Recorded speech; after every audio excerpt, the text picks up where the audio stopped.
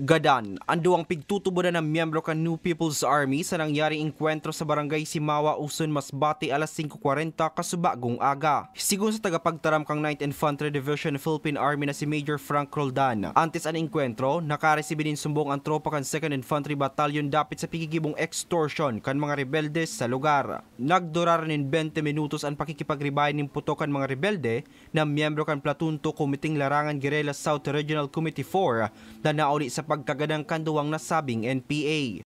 Umano ay nagsasagawa sila ng koleksyon or ng extortion activity doon kung kaya't ni-report ito ng nagmamalasakit na sibilyan at agad naman inaksyonan ng ating mga sundalo, Hercules.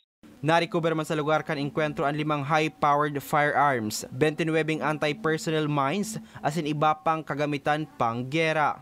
Sasalamatan namin yung aktibong kooperasyon ng komunidad sa pamamagitan ng pagpapabot ng mga halagang impormasyon na kagaya nito na nagiging susi sa matagumpay na operasyon. Patuloy din naming hinihikayat or hinihimok yung mga natitira pang miyembro ng NPA na huwag sayangin yung buhay nila doon sa armadang pakikibaka at piliin nila yung mapayapang buhay kasama yung kanilang pamilya. Merong programa ang gobyerno para sa kanila para lalayan sila ng magbagong buhay.